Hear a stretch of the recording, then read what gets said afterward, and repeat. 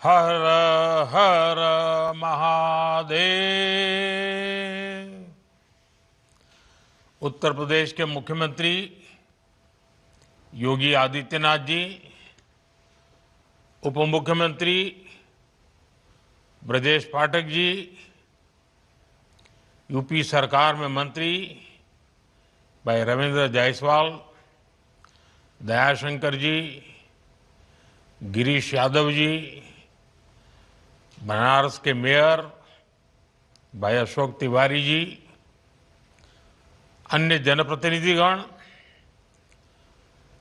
Volleyball association के सभी पदाधिकारी,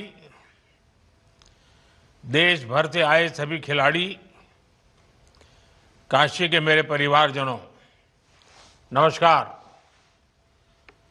आज काशी के सांसद के नाते आप सभी खिलाड़ियों का स्वागत और अभिनंदन करते हुए मुझे बहुत खुशी हो रही है। आज से काशी में नेशनल वॉलीबॉल चैंपियनशिप का शुभारंभ हो रहा है। आप सभी खिलाड़ी बहुत कड़ी मेहनत के बाद इस नेशनल टूर्नामेंट तक पहुंचे हैं। आपने जो मेहनत की है, आने वाले दिनों में काशी के मैदान पर उसकी परीक्षा होगी।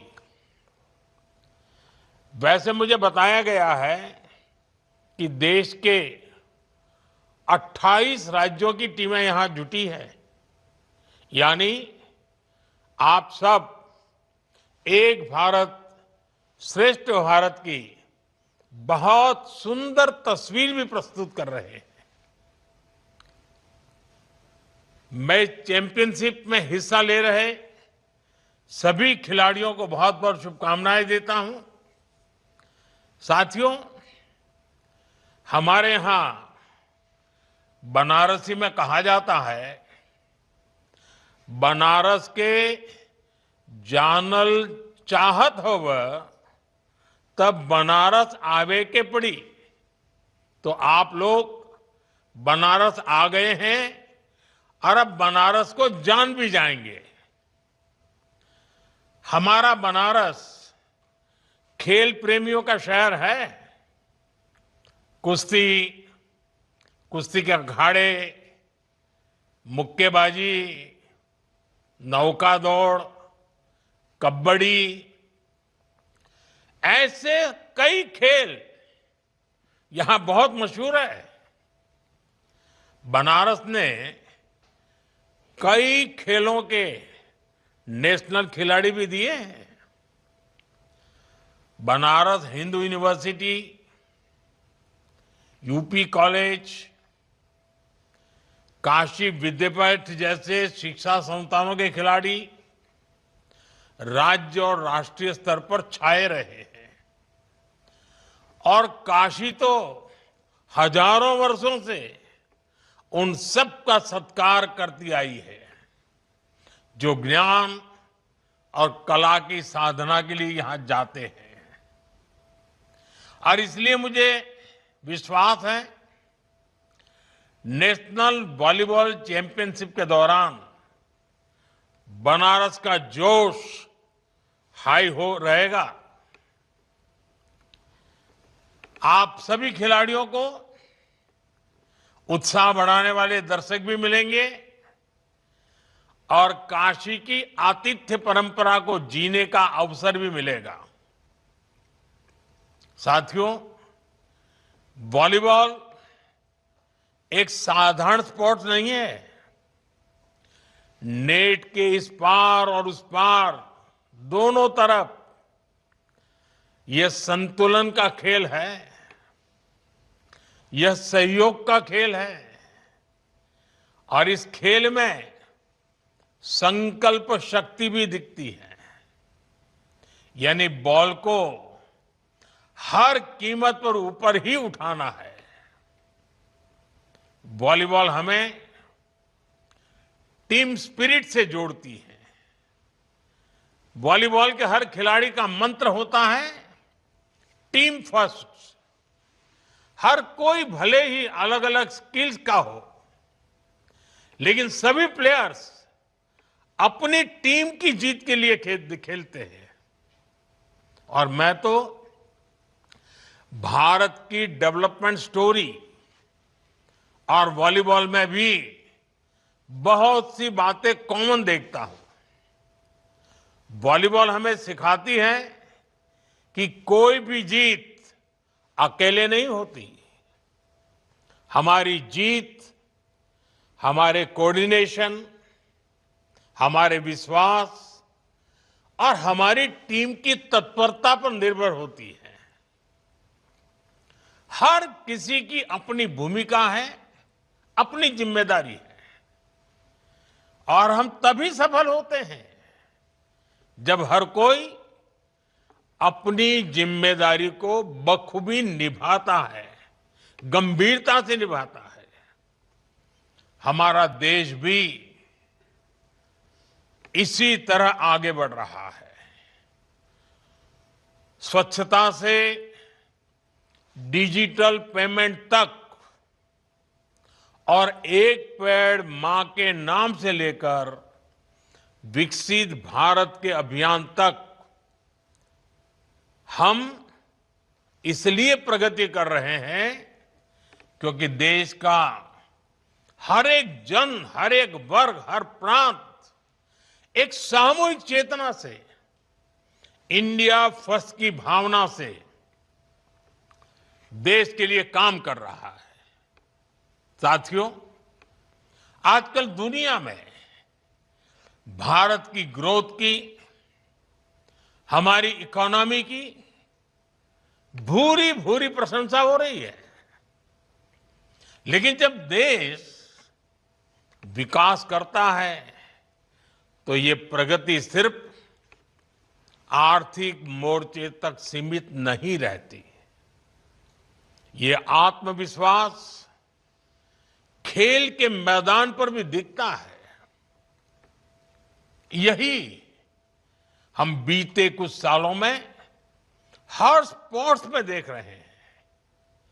साल 2014 के बाद से अलग अलग खेलों में भारत का प्रदर्शन लगातार बेहतर हुआ है। हमें बहुत गर्व होता है जब जैन जी को खेल के मैदान पर तिरंगा फहराते देखते हैं। साथियों, एक समय था जब खेलों को लेकर सरकार और समाज दोनों में ही उदासीनता का भाव था। इस वजह से खिलाड़ियों में भी अपने भविष्य को लेकर आशंकाएं रहती थी। बहुत कम युवा स्पोर्ट्स को करियर की तरह अपनाते थे। लेकिन बीते दशक में स्पोर्ट्स को लेकर सरकार और समाज दोनों की ही सोच में बदलाव दिख रहा है। सरकार ने स्पोर्ट्स का बजट काफी ज्यादा बढ़ा दिया है। आज भारत का खेल मॉडल एथलीट सेंट्रिक हो गया है। टैलेंट की पहचान, साइंटिफिक ट्रेनिंग, उनके न्यूट्रिशन का ध्यान और पारदर्शी चयन अब हर स्तर पर खिलाड़ियों के हितों को सर्वोपरि रखा जाता है। साथियों, आज देश रिफॉर्म एक्सप्रेस पर सवार है। देश का हर सेक्टर, हर डेवलपमेंट डेस्टिनेशन इस रिफॉर्म एक्सप्रेस से जुड़ रहा है और स्पोर्ट्स का डेस्टिनेशन भी इसमें से एक है। स्पोर्ट्स सेक्टर में भी सरकार ने बड़े रिफॉर्म्स किए हैं। नेशनल स्पोर्ट्स गवर्नेंस एक्ट और खेलो भारत नीति 2025, इस प्रकार के प्रावधानों से सही टैलेंट को अवसर मिलेगा। खेल संगठनों में ट्रांसपेरेंसी बढ़ेगी। देश के युवाओं को स्पोर्ट्स और एजुकेशन दोनों ही क्षेत्रों में एक साथ आगे बढ़ने का अवसर मिलेगा। साथियों, आज टॉप्स जैसे इनिशिएटिव से भारत में स्पोर्ट्स इकोसिस्टम ट्रांसफॉर्म हो रहा है। एक तरफ हम अच्छा इंफ्रास्ट्रक्चर और फंडिंग मैकेनिज्म तैयार कर रहे हैं और इसके साथ ही नौजवानों को शानदार एक्सपोजर देने के लिए भी काम कर रहे हैं। आपने गौर किया होगा, बीते दशक में कई शहरों में फीफा अंडर 17 विश्व कप, हॉकी विश्व कप, चेस से जुड़े बड़े इवेंट्स, ऐसे 20 से अधिक प्रमुख अंतर्राष्ट्रीय कार्यक्रम आयोजित किए हैं। 2030 के कॉमनवेल्थ गेम्स भी भारत में ही होने जा रहे हैं। भारत पूरी मजबूती से 2036 ओलंपिक की मेजबानी के लिए भी तैयारी कर रहा है।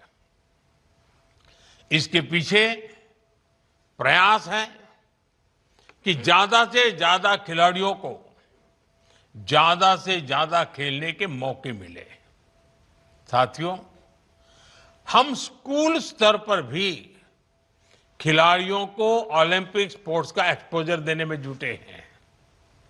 खेलो इंडिया अभियान की वजह से सैकड़ों युवाओं को नेशनल स्तर पर आगे आने का मौका मिला है। अभी कुछ दिन पहले ही सांसद खेल महोत्सव का भी समापन हुआ है। इसमें भी करीब करीब 1 करोड़ युवाओं ने अपनी प्रतिभा दिखाई है।